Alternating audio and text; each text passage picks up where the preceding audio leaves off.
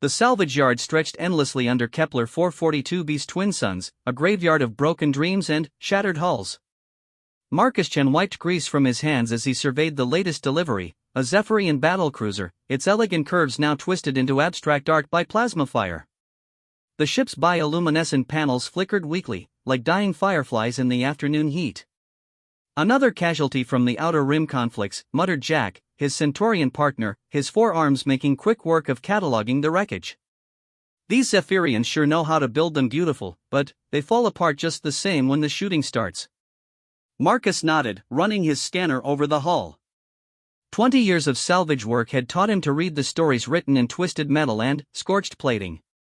This one spoke of desperation, emergency welds, jury-rigged systems, and the kind of damage that came from fighting long past any hope of victory. A soft sound made him pause. Not mechanical, organic. Human ears might have missed it entirely, but Marcus had learned to listen to what others couldn't hear. He followed the sound around the ship's starboard side, where a maintenance hatch hung open like a broken jaw. Inside the cramped access tunnel, curled in a space barely large enough for a child, was a Zephyrian female.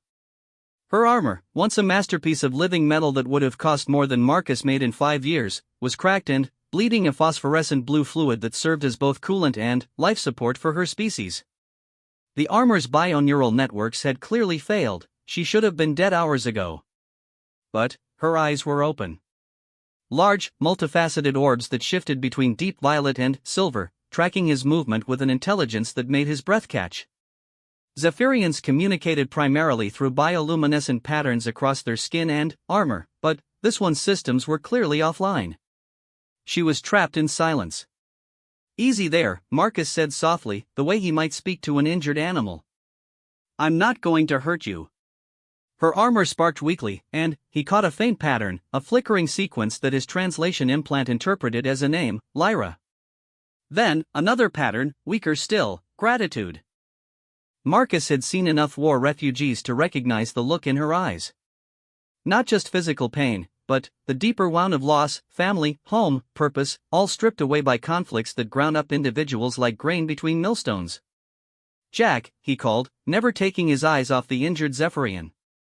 "Get the med kit and the portable fusion cell. We've got a live one." His partner's voice carried clearly through the thin atmosphere. "Marcus, you know the regulations. Zephyrians are enemy combatants in 14 systems. Harboring one could get us in trouble with people who are already shooting at each other," Marcus finished. "Get the kit, Jack. She's hurt." The next few hours passed in a blur of careful work. Marcus had always been good with his hands. It was why he'd left Earth's engineering corps for the frontier salvage business. But Zephyrian bioarmor was like nothing he'd worked on before.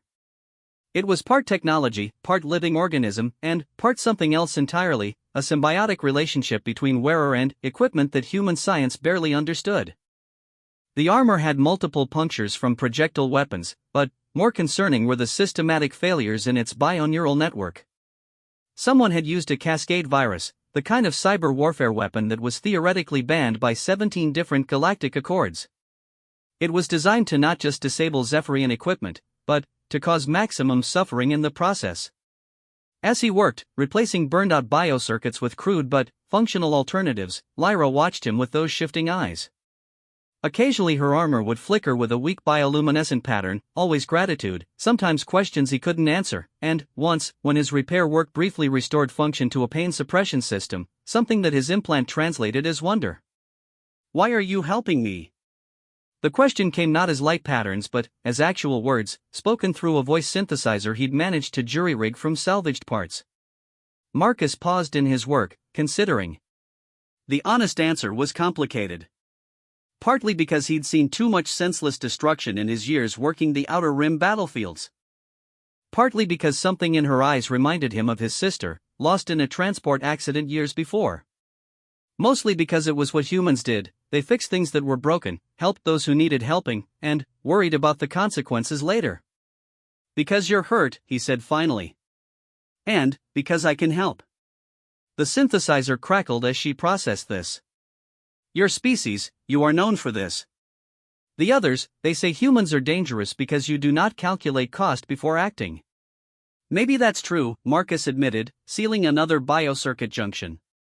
But it's also why we're still here. When the Cataclysm fleet swept through human space 40 years ago, everyone calculated the costs.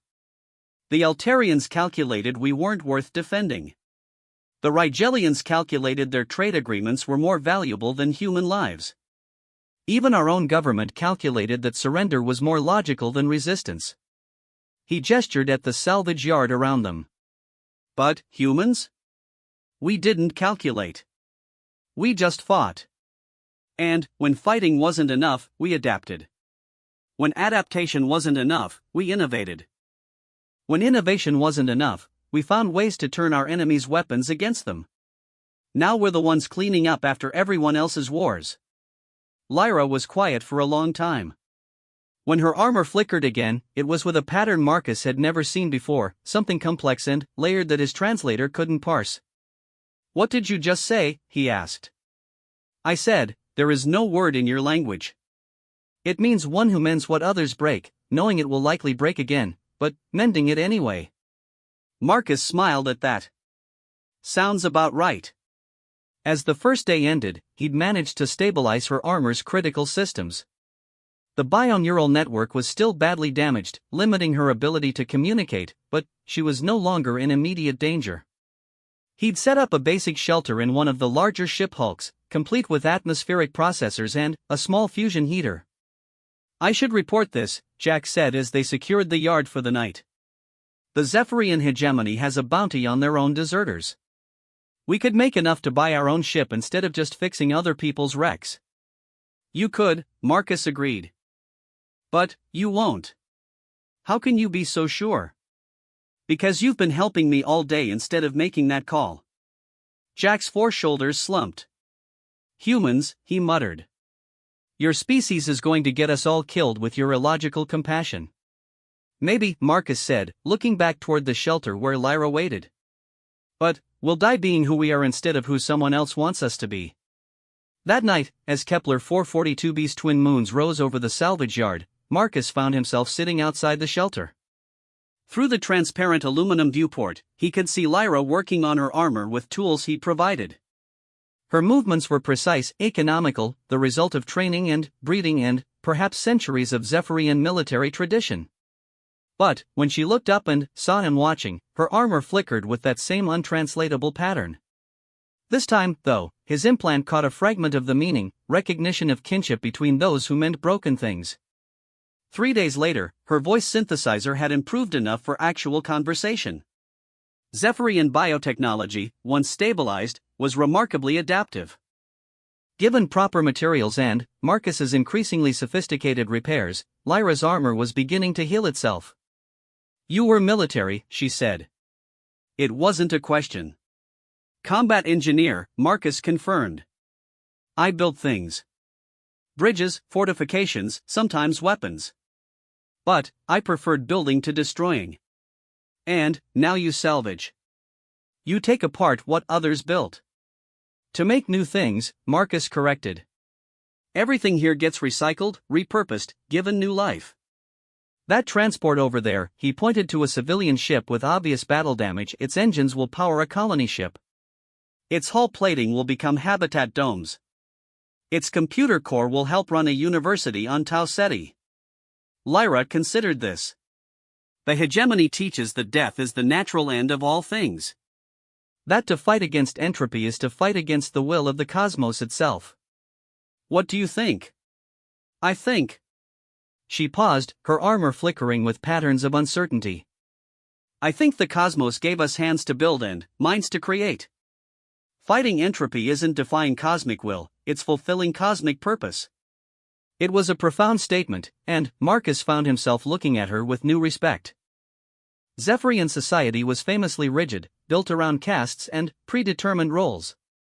For her to question fundamental teachings suggested a flexibility of thought that went far beyond military training. "What's your story?" he asked. "How does a hegemony warrior end up half dead in a salvage yard?" The answer came slowly, painful to extract. Lyra had been part of the hegemony's 7th Fleet, tasked with pacifying human settlements that refused to accept Zephyrian protection.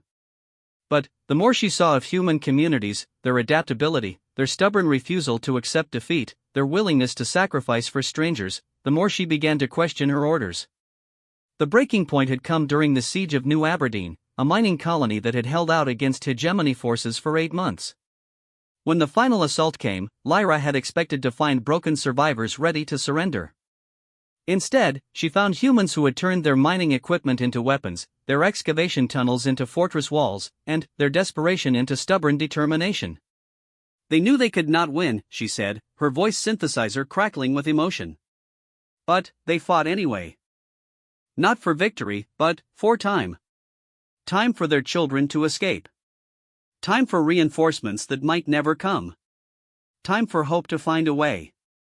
She had tried to minimize civilian casualties during the assault, actions that her superior officers interpreted as cowardice or, worse, sympathy for the enemy. When the colony finally fell, she was reassigned to punishment duty, essentially suicide missions designed to eliminate unreliable officers. The last mission had been an assault on a human weapons depot that intelligence claimed was lightly defended. Instead, her unit had walked into a carefully prepared ambush. The Cascade virus that had nearly killed her armor had been a parting gift from retreating human forces, not aimed at her specifically, but at any Zephyrian foolish enough to chase them into their prepared kill zone. I was the only survivor, she concluded. My armor's emergency protocols got me to the nearest safe harbor, which turned out to be your salvage yard. And, now? Lyra's armor flickered with patterns Marcus was beginning to recognize, uncertainty mixed with something that might have been hope. Now I am technically a deserter, a traitor to my caste, and an enemy of the state that created me. I have no family, no clan affiliation, and no legal status in any system that recognizes hegemony authority. Sounds liberating, Marcus said. The comment was meant to be encouraging, but Lyra's armor went completely dark for a moment, the Zephyrian equivalent of stunned silence. Liberating, she finally asked. No predetermined path. No one telling you what you're supposed to be. Freedom to choose who you become instead of who you were born to be. Humans, she said, and Marcus could swear he heard amusement in the synthesizer's tone, have the strangest relationship with chaos. We call it opportunity. As the week progressed, their conversations became more frequent and more personal. Marcus found himself looking forward to their evening talks, when the day's work was done and they could sit together in the shelter, sharing stories and perspectives across the vast gulf of species and culture. Lyra was fascinated by human concepts of individual choice and social mobility. Zephyrian society was built around biological castes, warriors, builders, thinkers, artists, with little movement between them. The idea that a human could be born a farmer's child and choose to become an engineer, or leave military service to become a salvage operator, was almost incomprehensible to her. In return, she shared aspects of Zephyrian culture that human xenologists had never documented. Their armor wasn't just protective equipment but a form of artistic expression, with each individual's bioluminescent patterns as unique as human fingerprints. Their architecture was grown rather than built, shaped by master gardeners who could coax living crystal into forms of impossible beauty. Your people are artists, Marcus realized during one such conversation. Were, Lyra corrected. The hegemony has little use for beauty that serves no military purpose. Artists are relegated to designing more efficient weapons or more intimidating armor configurations. What did you design before the war? Lyra's armor flickered with patterns too complex for his translator. Gardens. Living spaces where light and form and function created harmony. Places where different species could exist together, each contributing their unique perspectives to create something greater than the sum of its parts. The wistfulness in her voice was unmistakable, even filtered through the mechanical synthesizer. Marcus found himself wishing he could see what such gardens looked like, created by someone who understood beauty not just as appearance but as the perfect integration of form and function. You could design again, he suggested. Out here in the frontier, there are colonies that would appreciate that kind of expertise. Terraforming projects that need someone who understands how to make living systems work together. A deserter? A traitor? They would trust me with their homes? They'd trust your skills. As for the rest. Marcus shrugged.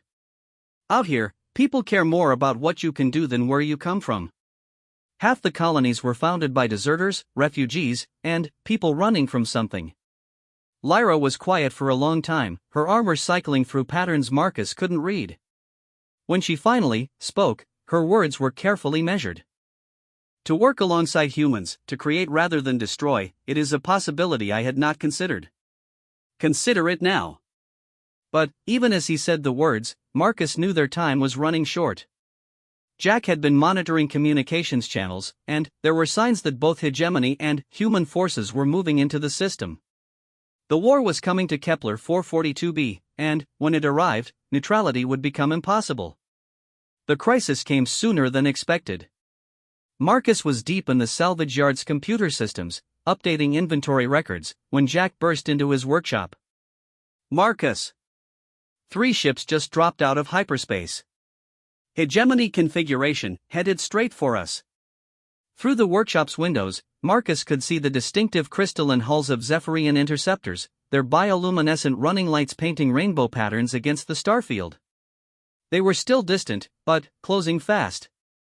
How long? He asked. 20 minutes, maybe 30 if they're being cautious. Marcus was already moving, grabbing emergency supplies and the portable kit he used for field repairs. Get to the comm array and send a distress signal on human emergency frequencies. Make sure to mention we have civilians and non-combatants. Marcus, what are you doing? Buying time. He found Lyra in the shelter, her armor's sensors having obviously detected the incoming ships long before human equipment could. Her bioluminescent patterns were shifting rapidly between configurations Marcus had learned to recognize as combat readiness protocols. They have come for me, she said simply. Maybe. Or maybe they're just searching the system and this is a routine stop. Even as he said it, Marcus knew it wasn't true. Hegemony forces didn't waste fuel on routine patrols this far from their core worlds. You should surrender me, Lyra continued. It would be logical. Profitable, even, the bounty for a deserter of my caste would be substantial. Marcus began pulling equipment from storage lockers. Logic and profit are overrated. Marcus. Her voice synthesizer carried a note of urgency. These are not regular hegemony forces. The ship configurations, they belong to the caste enforcement division. They are not here to capture deserters for trial. They are here to execute traitors. The distinction hit Marcus like a physical blow. He'd assumed the worst case would be Lyra being returned to face military discipline. Execution changed everything. Then, we don't let them take you. How can you possibly? Lyra began and then stopped as she saw what Marcus was assembling. That is an emergency beacon. A human distress signal. Among other things. Marcus worked quickly, his hands steady despite the situation. Jack sent a distress call on military frequencies. This baby broadcasts on civilian channels, merchant frequencies, even pirate bands. Everyone in the system will know there's trouble here. And that helps how? Marcus smiled grimly. Because humans have a really bad habit of sticking their noses into other people's trouble. Especially when civilians are involved. He attached the beacon to a cargo drone and programmed it for maximum dispersal pattern.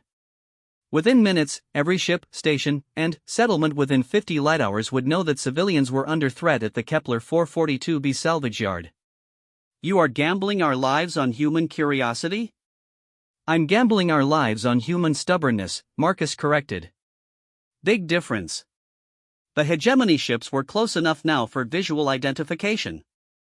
Through the workshop's telescope, Marcus could make out their sleek, predatory lines.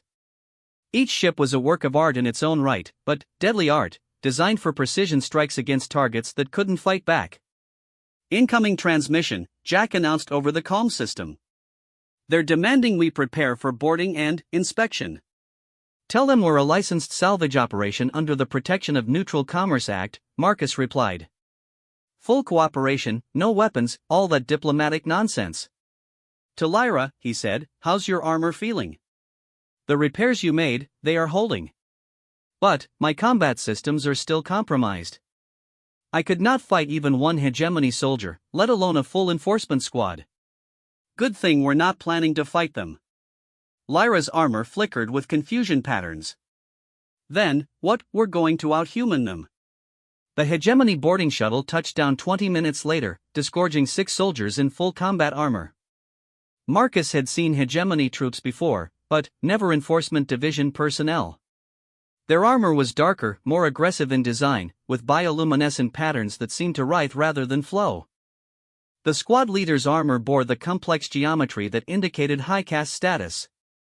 When he spoke, his voice was amplified through external speakers rather than the more personal voice synthesizers used by regular troops. I am Enforcer Prime Vexhai of the 7th caste. You will present all personnel for identification and submit to immediate search of these premises. Of course, Marcus said, stepping forward with his hands visible. I'm Marcus Chen, licensed salvage operator. This is my partner Jack of Centauri. We're fully compliant with all interspecies commerce regulations. The Enforcer's armor pattern shifted to what Marcus recognized as contempt. We are not concerned with commerce regulations. We track a deserter, one who has brought shame to her caste and dishonor to the Hegemony. Her biosignature was detected aboard a vessel that crashed in this system. Well, you're welcome to look around, Marcus said agreeably. But, I should mention, we sent out a distress call when your ships approached. Standard procedure for civilian operators when military vessels approach without prior notification. I'm sure you understand. The Enforcer's armor pattern shifted to something Marcus couldn't translate, but he didn't need a xenolinguist to recognize anger. You will cancel this distress call immediately. Afraid I can't do that, Marcus replied apologetically. Once it's sent, it automatically repeats until manually cancelled by rescue operations. Safety regulation, you understand. But, I'm sure it's nothing to worry about. Just lets people know where we are. What Marcus didn't mention was that his distress call had included specific information about hegemony enforcement operations threatening civilians. By now, every human ship, station, and colony within range knew exactly what was happening here. Show us the wreckage, the Enforcer demanded. Marcus led them to the Zephyrian cruiser, keeping up a steady stream of cheerful cooperation. Beautiful ship, even damaged. Amazing how you folks can grow technology instead of just building it. We've been careful not to disturb any biocomponents that might still be active, wouldn't want to accidentally damage something valuable. The Enforcers spread out around the wreckage, their armor's sensors sweeping every surface. Marcus watched their bioluminescent patterns carefully. He'd learned to read Zephyrian body language well enough to recognize when someone was finding what they expected versus when they were puzzled. These Enforcers were definitely puzzled. The biosignature trail ends here, one of them reported to Vexhai. But there are no remains, no evidence of death. Then, she survived the crash, Vexhai concluded. Search the salvage yard. Check every vessel, every shelter, every possible hiding place. As the search began, Marcus found himself admiring the efficiency of hegemony military doctrine. The Enforcers moved with precision, clearing areas in systematic patterns that left no space unchecked. It was exactly the kind of thorough, professional operation that made the hegemony such a formidable military force. It was also exactly the kind of by-the-book approach that had trouble adapting to unexpected situations. While the Enforcers searched, Marcus noticed something else: new contacts on the salvage yard's long-range sensors. Ships were approaching the system, drawn by his distress beacon. Not just one or two, but a small convoy. Jack, he said quietly, update me on our incoming traffic. His partner's response came over a discreet comm channel. Human merchant vessel Persistent Fortune, freighter Ironwill, and, well, this is interesting. The privateer ship Righteous Fury. Captain Sarah Chen sends her regards and says she's responding to family distress calls. Marcus smiled despite the situation. Sarah was his cousin, a former Navy commander who now ran merchant protection services in the Outer Rim. Her ship carried enough firepower to take on a cruiser, and her crew had a reputation for aggressive interpretation of commercial protection laws. How far out? 40 minutes, maybe less if they're pushing their engines. The timing was going to be tight. Human, Enforcer Prime Vexhai's voice cut across the salvage yard. Explain this. Marcus turned to see the enforcer holding up pieces of Lyra's damaged armor, components he'd replaced during his repair work. The bioluminescent circuits were clearly hegemony technology, and, just as clearly, had been removed from a living soldier. Salvage operations, Marcus said with a shrug. We strip usable components from all wrecks. That biotech is valuable, will probably end up in a university research lab somewhere. These components show evidence of cascade virus damage, another enforcer reported. The same viral strain used in the Kepler station ambush. That matches the source intel, Vexai said, his armor shifting to patterns Marcus couldn't read but that definitely looked threatening. The deserter was present at that engagement. Look, I don't know anything about military operations, Marcus said, raising his hands peacefully. We just collect salvage and sell it to the highest bidder. If some of this stuff came from a battle, that's not really our concern. It is our concern when it provides evidence that a traitor to the hegemony survived and may still be in this system. Vexai's armor was now cycling through aggressive display patterns. You will submit to enhanced interrogation to determine what you know of her whereabouts. Enhanced interrogation was a euphemism Marcus recognized. Zephyrian neural probes could extract information directly from a subject's mind, but the process was frequently fatal to non-Zephyrian species. I'm afraid that's not going to be possible, Marcus said calmly. It was not a request. And my refusal isn't a negotiation. Marcus smiled pleasantly. I'm a civilian contractor operating under interspecies commerce law. You have no authority to detain or interrogate me without cause, and salvaging battlefield wreckage isn't a crime under any treaty I'm aware of. We do not recognize human law here. But you do recognize hegemony law. And hegemony law, as established by the Treaty of Proxima Centauri, requires that enforcement operations in neutral systems respect the commercial rights of non-combatant salvage operators. Marcus's smile never wavered. Unless, of course, you want to explain to your superiors why you violated a treaty that took 3 years to negotiate. It was a bluff, but a good one. The Treaty of Proxima Centauri was real, and it did protect civilian salvage operations. More importantly, it had taken enormous effort for the hegemony to negotiate, and violations could cause serious political complications. Vexai's armor went completely dark for a moment, the Zephyrian equivalent of barely contained rage. When the patterns resumed, they were tight, controlled, and absolutely murderous. You will, he began. Contact. Multiple human vessels approaching the system. The report came from one of the enforcers monitoring communications. 3 ships on approach vectors. Estimated arrival in 37 minutes. Military? Vexai demanded. Uncertain. One appears to be armed merchant configuration. The others, civilian freighters, but their sensor signatures suggest modifications. Marcus checked his own scanners and had to suppress a grin. Sarah was bringing friends, and they were making sure everyone in the system knew it. 3 human ships broadcasting merchant transponders but showing the kind of sensor profiles that suggested serious armament. Well, Marcus said cheerfully, looks like the cavalry's arriving. Hope you folks don't mind company. Humans tend to be real social when it comes to helping out fellow civilians. The situation was deteriorating rapidly from the enforcer's perspective.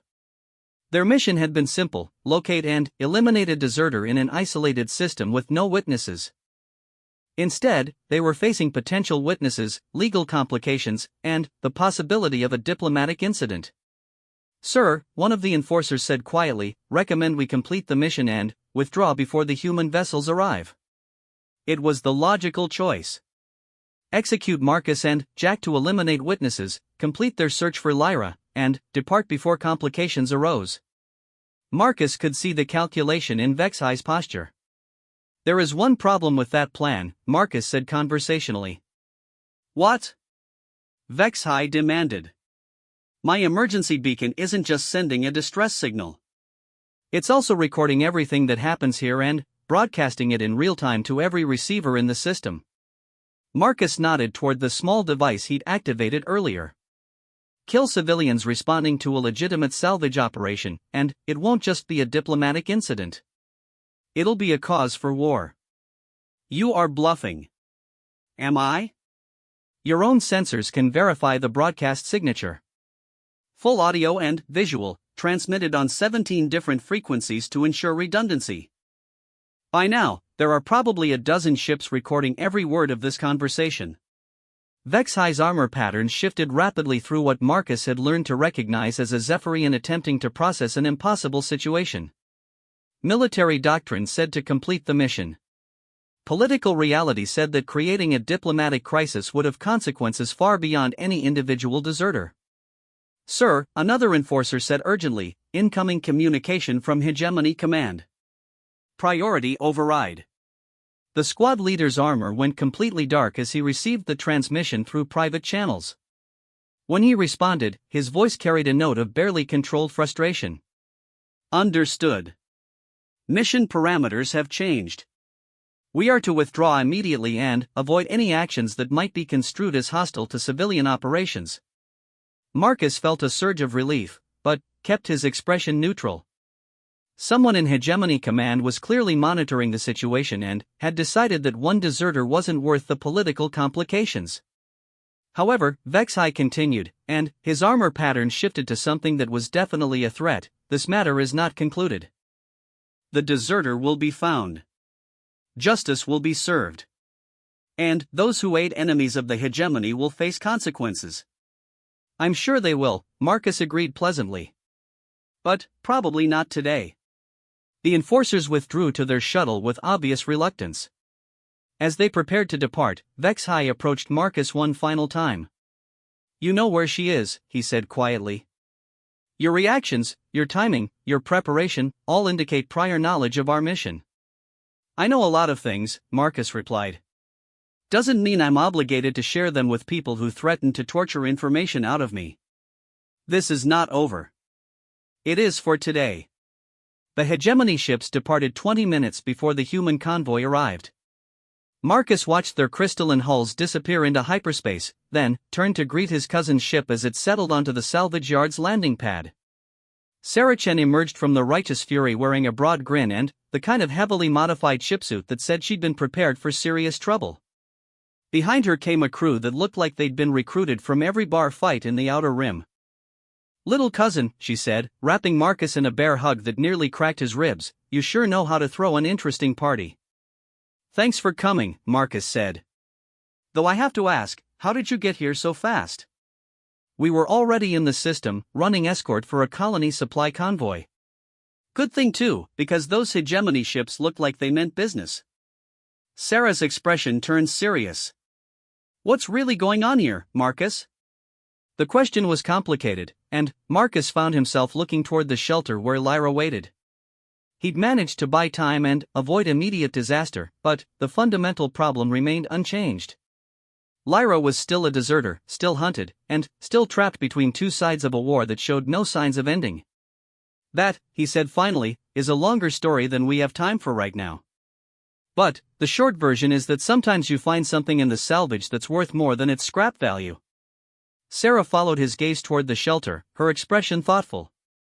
As a former military officer, she understood the complexities of war better than most. As a privateer operating in disputed space, she also understood the value of keeping useful people alive. "Something or someone?" she asked quietly. "Someone. Human? Does it matter?" Sarah considered this for a long moment. "No," she said finally. "I suppose it doesn't. Family helps family, and friends of family are family too. That's how it works out here." It was exactly the answer Marcus had hoped for, and exactly the kind of response that made humans simultaneously beloved and exasperated across the galaxy. The willingness to extend kinship to strangers, to fight for principles over profit, to complicate perfectly simple situations in the name of doing what was right. As the day ended, Marcus found himself sitting once again outside Lyra's shelter. Through the viewport, he could see her working on her armor with tools he'd provided, her movements precise and economical. But, when she looked up and saw him watching, her armor flickered with patterns he was beginning to understand meant something like contentment. The immediate crisis had passed, but larger questions remained. What future could there be for a Zephyrian deserter in human space? What kind of life could she build, and what kind of challenges would she face? The answers would have to wait for another day. For now, it was enough that she was alive, that her armor was healing, and that tomorrow would bring new possibilities instead of just the certainty of death. Marcus smiled and settled back to watch the stars. In the distance, he could hear Sarah and her crew sharing stories with Jack, their voices carrying easily through the thin atmosphere. Human voices, speaking human languages, planning human solutions to impossible problems. It was a good sound. He mended her armor, but her eyes said what no words could convey. 3 weeks after the hegemony ships departed, the salvage yard had become something Marcus never expected, a gathering place.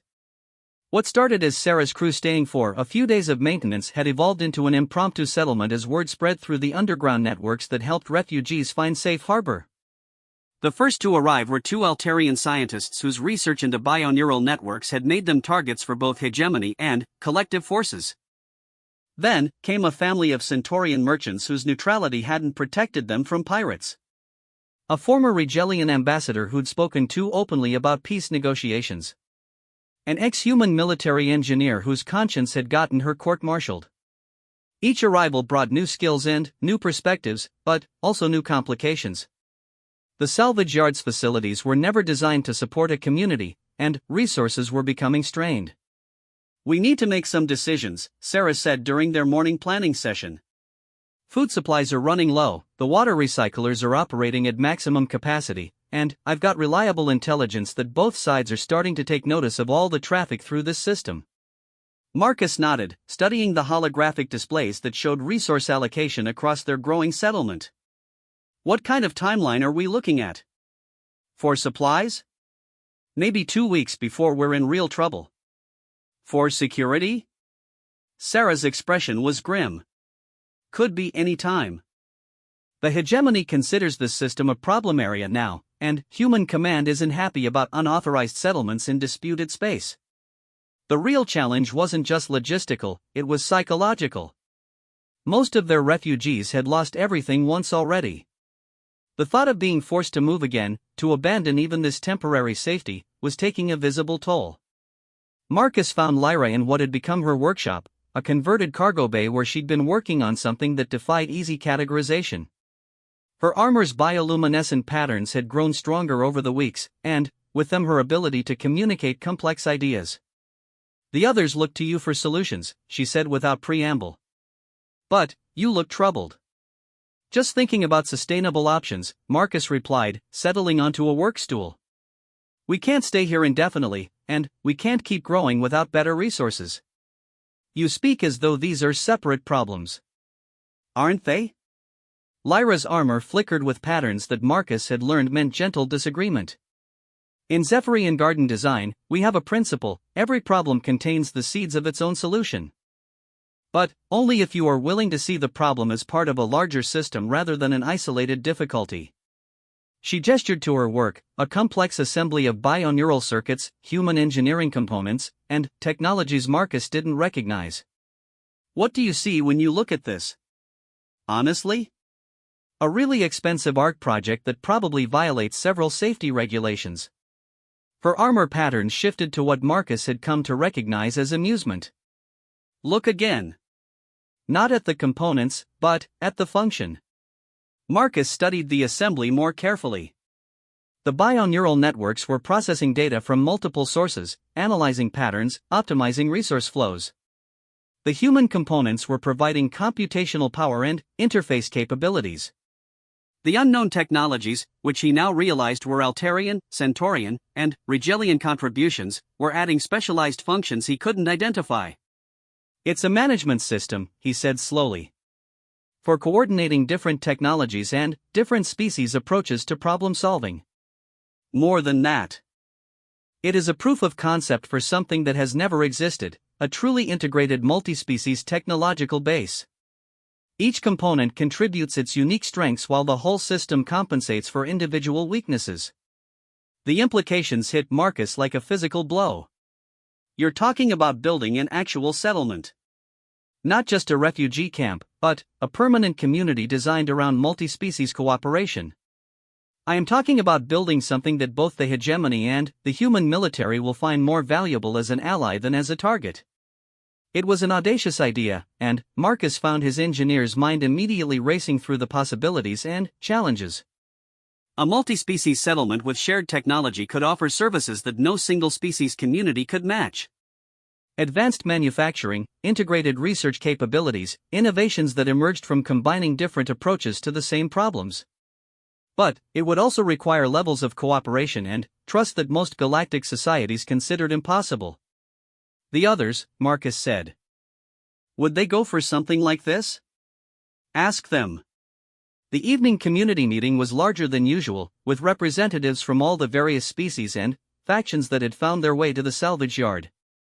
Marcus had called the gathering to discuss their resource situation, but Lyra's proposal changed the entire dynamic of the conversation. A permanent settlement? Dr. Vexai, the Altarian scientist, leaned forward with interest.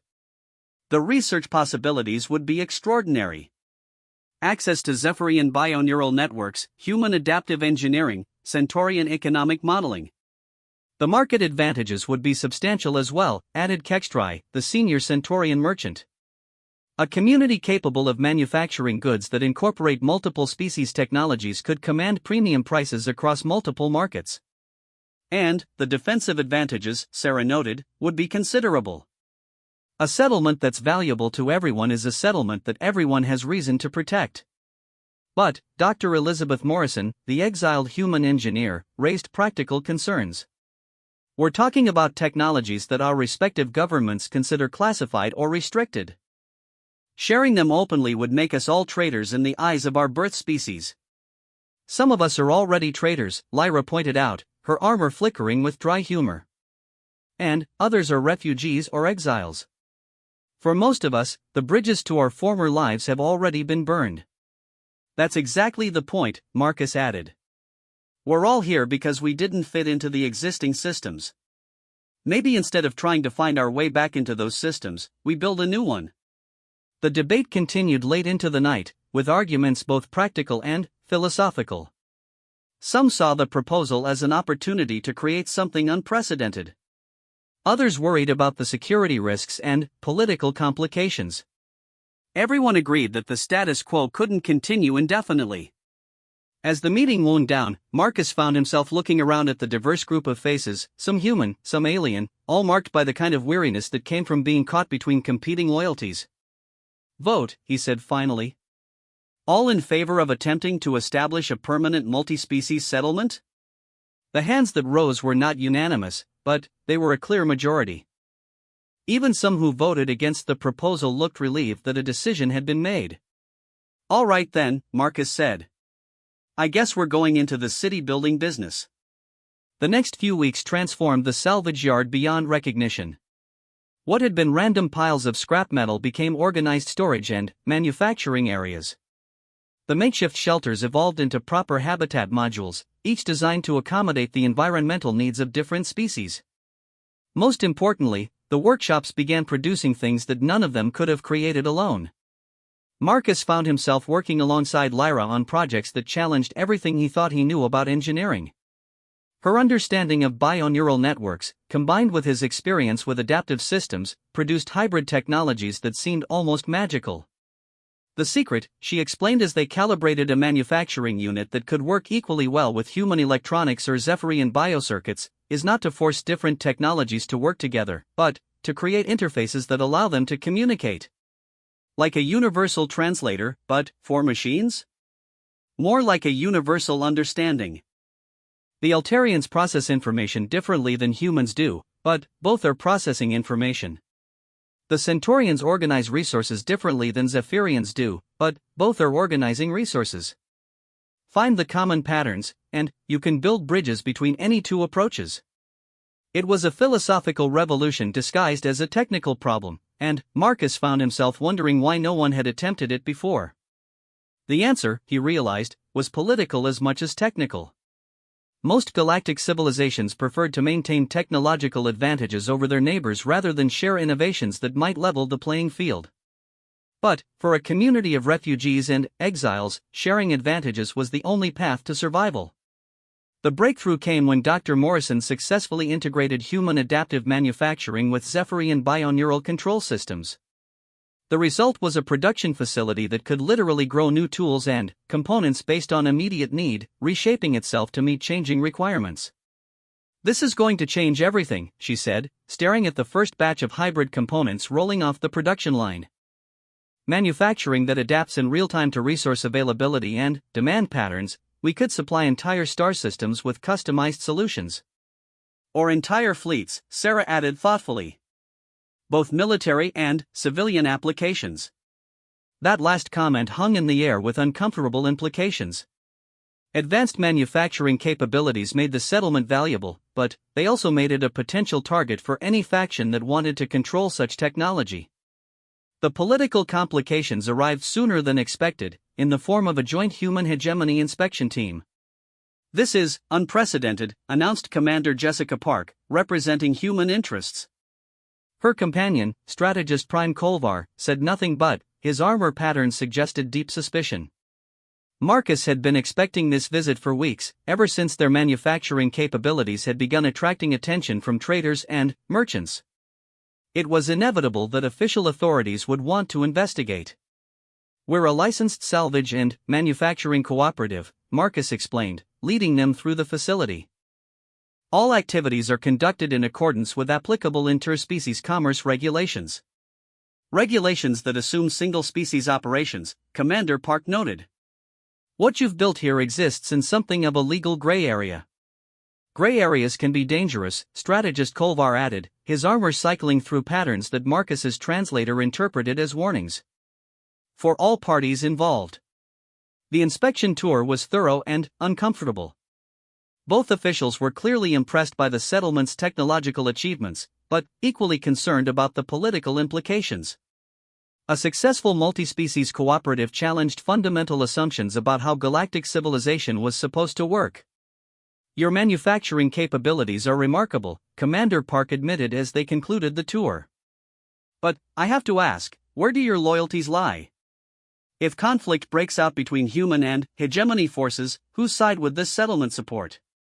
"Our own," Marcus said simply. "We support the side that lets us continue to exist." Neutrality is not always an option in wartime. Then, maybe it's time to think about alternatives to wartime. The comment drew sharp looks from both officials. Suggesting that the current state of low-level conflict wasn't inevitable bordered on sedition in the minds of many military leaders. "You should be careful," strategist Kolvar said quietly. "Ideas can be more dangerous than weapons." "And ideas that threaten established order tend to attract attention." After the officials departed, the settlement's leadership gathered to discuss the implications of the visit. The message had been clear: they were being watched, evaluated, and potentially categorized as a threat. "The question is," Sarah said, "do we try to keep our heads down and avoid attention, or do we double down and make ourselves too valuable to eliminate?" "Keeping our heads down hasn't worked so far," Dr. Morrison pointed out. "We're already attracting attention just by existing. And the technology we've developed is too significant to hide," Dr. Vexhai added. "Word is spreading through academic and commercial networks. Within months, everyone will know what we've accomplished here." Lyra had been quiet during most of the discussion, her armor patterns cycling through configurations Marcus had learned to associate with deep thought. When she finally spoke, her words carried the weight of careful consideration. "There is a third option," she said. "We make ourselves not just valuable, but essential." "How?" "By solving problems that no one else can solve. By providing services that require exactly the kind of multi-species cooperation we've developed. By making the choice between supporting us and losing us so obvious that even politicians and military leaders can see it." Marcus found himself nodding. "What kind of problems are we talking about?" "Every major conflict in this sector stems from the same root cause: different species trying to impose single-species solutions on multi-species problems. Trade disputes arise because human and Zephyrian economic models can't effectively interface. Military conflicts escalate because communication protocols assume species-homogeneous command structures. Resource allocation fails because each species optimizes for different variables. And we could address these issues because we are the only community that has successfully integrated different species approaches to problem solving. We don't just theorize about multi-species cooperation, we live it every day. The idea was ambitious to the point of seeming impossible, but Marcus found himself intrigued by its very audacity. Instead of hiding from the political complexities of the galaxy, they would position themselves as the solution to those complexities. Mediation services, he said slowly, working through the implications. Conflict resolution, trade arbitration, resource optimization consulting. Exactly. And, all based on proven technologies and demonstrated capabilities rather than theoretical frameworks. Sarah leaned back in her chair, a thoughtful expression on her face. It's crazy enough that it might actually work. But, it would also paint a target on our backs the size of a small moon. The target is already there, Lyra pointed out. The question is whether we face it as helpless refugees or as an organization that the galaxy needs. The debate continued for hours, but the conclusion was inevitable. They had already crossed the line from simple survival to active innovation. The only way forward was to embrace the full implications of what they had built.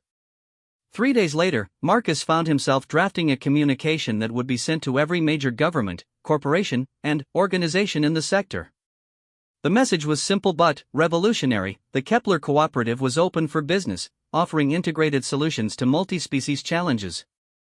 Think anyone will respond? He asked Lyra as they finalized the transmission protocols. Someone will, she said with confidence. Multi-species problems are too common and too expensive to ignore indefinitely. Eventually, even the most stubborn leaders will admit they need help. And if we're wrong? Her armor flickered with patterns that Marcus had learned to interpret as gentle amusement mixed with determination. Then, we will have failed attempting something worthy, which is better than succeeding at something small. The first response came within hours, from an unlikely source, a Rigelian trade consortium that had been deadlocked in negotiations with human agricultural cooperatives for over a year. The disputes involved everything from currency exchange rates to environmental standards, with both sides convinced that the other was being deliberately obstructive. They want us to mediate a trade negotiation? Sarah asked, reading the message with obvious skepticism. We're talking about people who've been shouting at each other for months. Which makes it perfect, Marcus replied. Low-stakes practice for our mediation protocols, with the potential for a high-visibility success if we can actually resolve their issues. And, if we can't? Then, we learn from the experience and improve our approach. The Rigelian delegation arrived 2 weeks later, followed shortly by representatives from the human agricultural cooperatives. Marcus had expected tension, but he hadn't anticipated the level of mutual incomprehension that became apparent as soon as the two groups tried to communicate.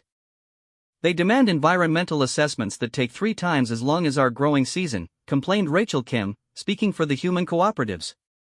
How are we supposed to plan agricultural production around bureaucratic procedures that don't align with biological realities? They propose production methods that show no consideration for long-term sustainability, countered Vortai of Rigel. How can we commit to trade partnerships when the underlying practices may not be viable beyond the immediate harvest cycle? Both positions were reasonable from their respective species perspectives, but they were based on fundamentally different assumptions about timescales, risk assessment, and resource optimization. What each side saw as obvious common sense, the other saw as inexplicable stubbornness. This is why most interspecies trade negotiations fail, Lyra observed as she and Marcus reviewed the initial position statements. Each side assumes their approach is universal rather than species-specific. So how do we bridge the gap? We don't. We build a new framework that incorporates both approaches instead of requiring either side to abandon their perspective. The solution, when it emerged, was elegant in its simplicity. Instead of trying to force human agricultural cycles to align with Rigelian assessment procedures, they developed a parallel tracking system. Humans could begin production based on preliminary approvals, while Rigelians conducted their detailed evaluations. Final certification would align with harvest completion, creating a natural synchronization point. Both sides got what they needed. Humans could plan and execute agricultural production on biologically appropriate timescales, while Rigelians maintained their environmental standards and assessment procedures. The key insight was that synchronization didn't require identical processes, just compatible outcomes.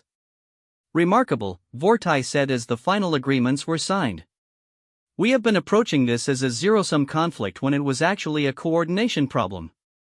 Most conflicts are, Marcus replied.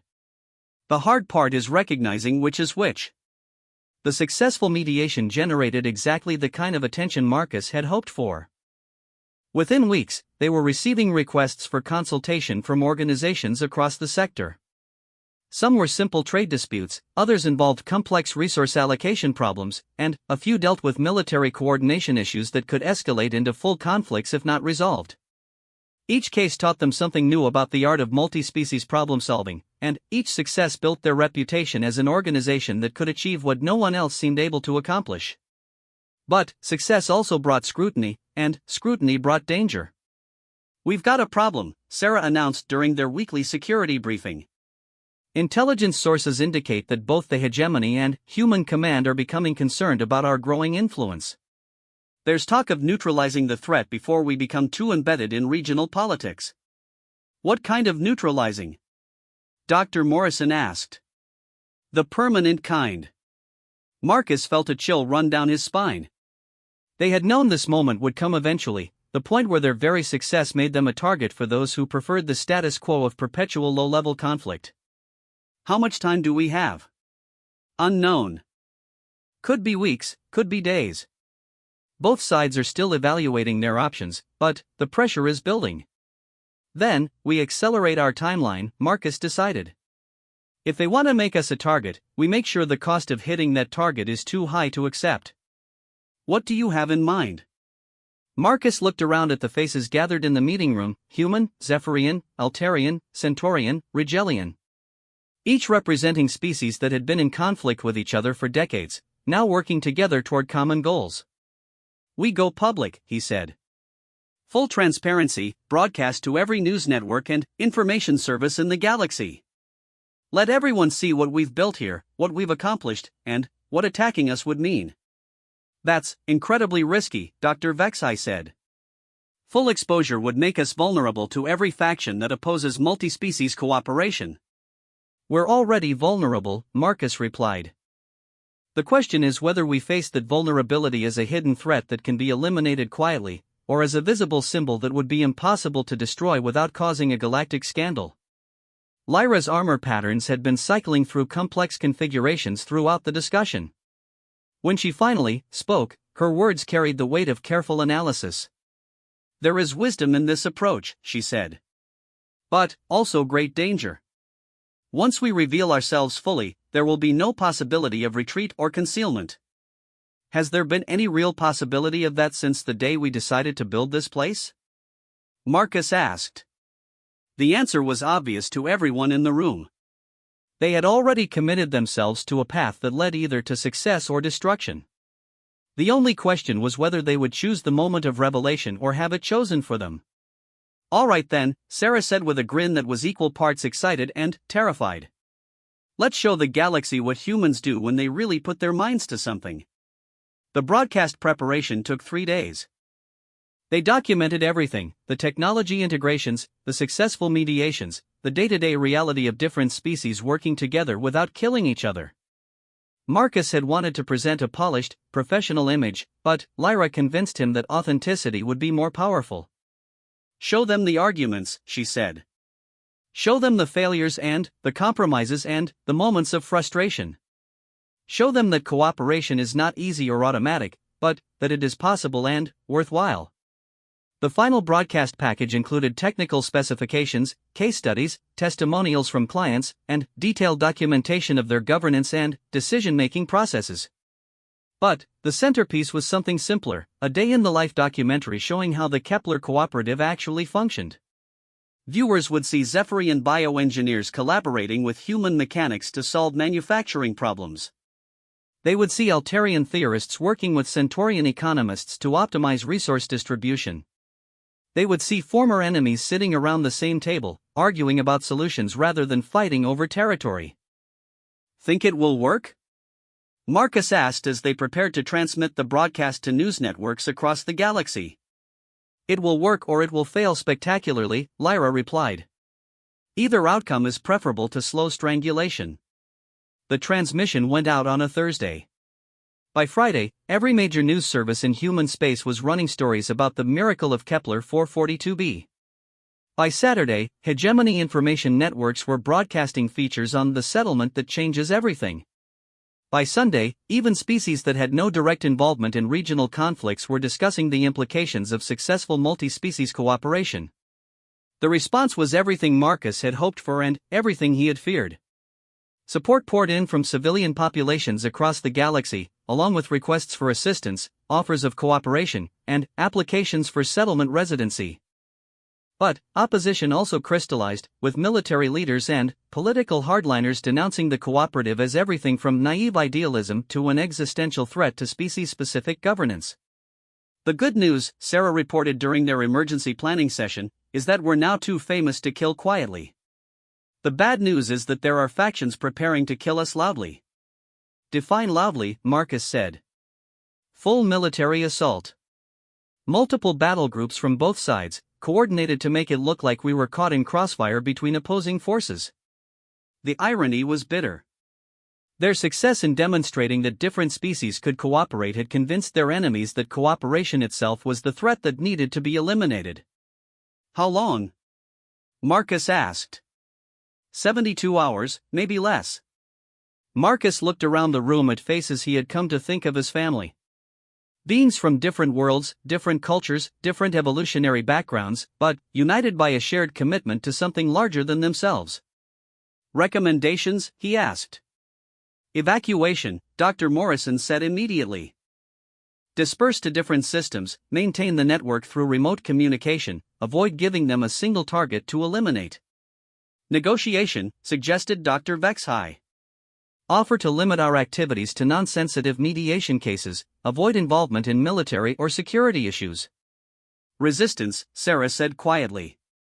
Make them pay such a high price for destroying us that other potential cooperatives will be left alone out of simple cost-benefit calculation. All three options had merit, but Marcus found himself thinking about something Lyra had said weeks earlier: every problem contained the seeds of its own solution. There's a fourth option, he said slowly. One that uses their desire to destroy us as the foundation for something they can't destroy. I'm listening. We surrender.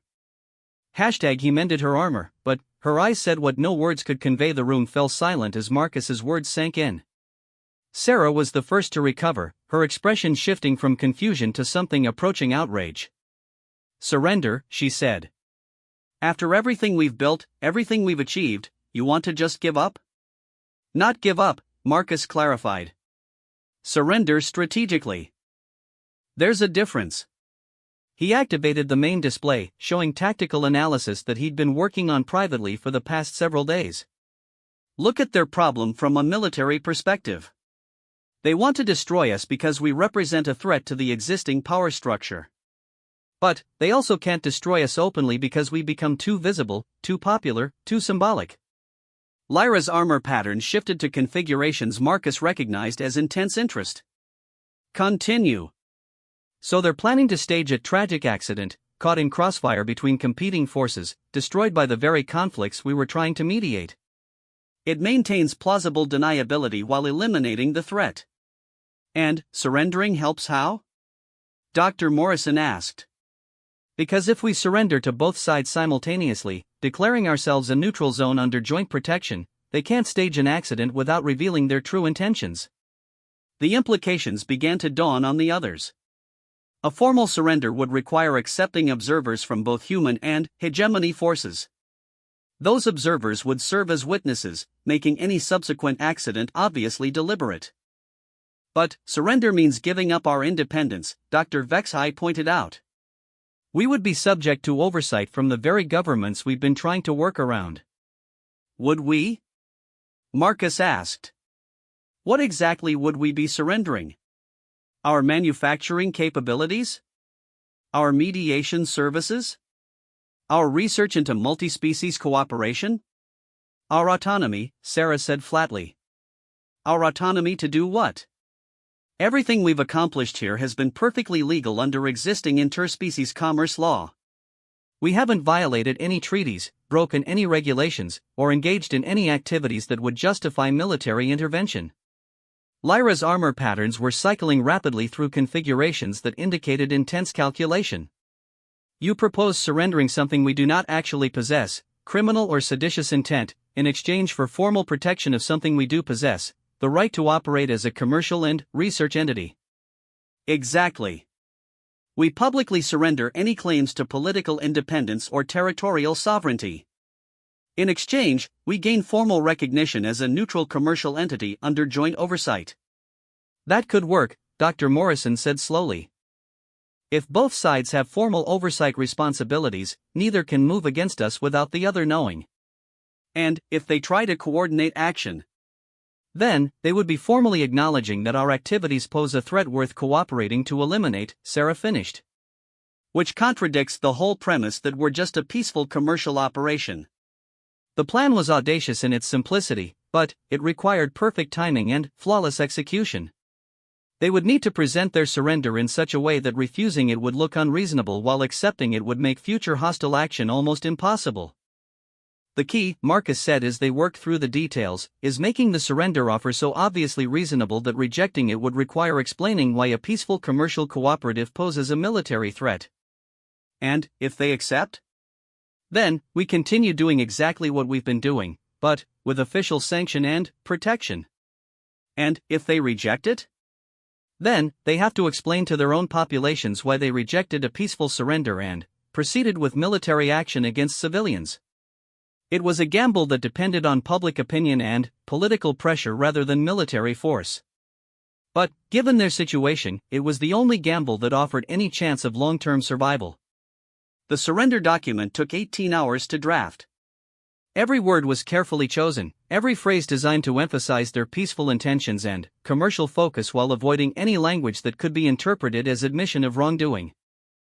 We, the residents and operators of the Kepler Cooperative, the final version began, hereby formally surrender any claims to political independence or territorial sovereignty over the facilities located in the Kepler 442b system. We acknowledge the legitimate authority of both the Human Federation and the Zephyrian hegemony in this disputed region, and formally request neutral commercial status under joint oversight. The document went on to detail their activities, their capabilities, and their willingness to operate under whatever regulatory framework the two governments deemed appropriate. Most importantly, it included an open invitation for inspection teams from both sides to verify their compliance with all applicable laws and regulations. Think they'll buy it? Marcus asked as they prepared to transmit the surrender to every major news network simultaneously. They'll have to, Lyra said. The alternative is admitting that successful interspecies cooperation is inherently threatening to established order. The transmission went out on a Tuesday morning, Galactic Standard Time. By Tuesday afternoon, every major news service was running the story. By Tuesday evening, political leaders on both sides were scrambling to formulate responses. The public reaction was immediate and overwhelmingly positive. A peaceful research and commercial cooperative was voluntarily surrendering to avoid bloodshed? It was exactly the kind of story that made ordinary citizens question why their governments seemed so eager for conflict. The official reactions were more complicated. The Human Federation welcomes the Kepler Cooperative's recognition of legitimate governmental authority, came the statement from the Colonial Administration Office. We are prepared to work with appropriate hegemony representatives to establish suitable oversight protocols. The Zephyrian hegemony acknowledges the request for neutral status, responded the Ministry of External Affairs. Evaluation of appropriate oversight mechanisms will proceed in consultation with relevant human authorities. Both responses were careful not to accept or reject the surrender outright.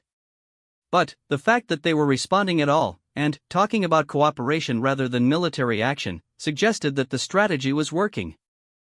Joint oversight meeting in 72 hours, Sarah reported after monitoring the diplomatic channels. Both sides are sending delegations to evaluate the situation and establish appropriate protocols. Think they're planning to coordinate military action? Dr. Morrison asked. If they were, they wouldn't be announcing it publicly, Marcus replied. This is real diplomacy, which means they've decided that cooperation is less risky than conflict. The 3 days leading up to the oversight meeting were the longest of Marcus's life. Every hour brought new developments as both sides maneuvered for advantage while maintaining the fiction that this was purely a commercial and regulatory matter. The hegemony delegation arrived first, in a ship that was obviously civilian despite its military escort. The human delegation came 6 hours later, also in civilian vessels with military accompaniment. Both groups maintained strict protocols, treating each other with the kind of formal courtesy that indicated serious negotiations rather than military posturing. Marcus found himself serving as host for a meeting between former enemies who were trying to figure out how to jointly manage something they had originally planned to jointly destroy. The cooperative's technological achievements are impressive, acknowledged Administrator Chen, no relation, speaking for the human delegation. Their manufacturing capabilities could have significant applications for civilian infrastructure development. Their mediation services have already demonstrated value in resolving commercial disputes, added strategist Prime Mordai from the hegemony side. Such capabilities could reduce the frequency of trade conflicts that escalate into larger diplomatic incidents. Both sides were working hard to find ways to frame the cooperative's value in terms that justified protection rather than elimination. Marcus could see them gradually talking themselves into the conclusion that oversight was more beneficial than destruction. There are, of course, security concerns, Administrator Chen continued. The integration of multiple species technologies raises questions about information security and technology transfer protocols. These concerns could be addressed through appropriate monitoring and regulatory frameworks, strategist Mordai suggested. Regular inspections, approved research protocols, restricted access to sensitive materials. They were negotiating the terms of the cooperative's survival without ever explicitly acknowledging that survival had been in question. It was a masterclass in diplomatic fiction, and Marcus found himself impressed despite the stress of the situation. Would the cooperative be amenable to such oversight? Administrator Chen asked. We welcome any framework that allows us to continue our research and commercial activities, Marcus replied carefully. Our goal has always been to contribute positively to interspecies relations while maintaining full compliance with applicable regulations. The proposed oversight structure would involve joint inspection teams, shared reporting protocols, and collaborative evaluation of new projects, strategist Mordai explained. Both governments would maintain equal access to information about cooperative activities. That sounds entirely reasonable, Marcus said, managing not to smile at the irony. They were accepting voluntary restriction of their activities in exchange for protection from involuntary elimination. The final agreement took 2 more days to negotiate, but the outcome exceeded Marcus's most optimistic projections. The cooperative would operate as a joint commercial protectorate, with formal oversight from both governments but also formal protection from interference by unauthorized forces. More importantly, the oversight framework included provisions for expanding the cooperative's activities to other systems, as long as appropriate monitoring protocols were maintained. They had not only survived the immediate threat but gained official sanction for broader operations. I have to admit, Sarah said as the oversight delegations departed, that was probably the most successful surrender in military history. Not military history, Marcus corrected. Diplomatic history. We just proved that sometimes the best way to win is to change the nature of the conflict. In the weeks that followed, the cooperative began to evolve in ways Marcus had never anticipated. The joint oversight structure, intended as a restriction, actually provided benefits he hadn't expected.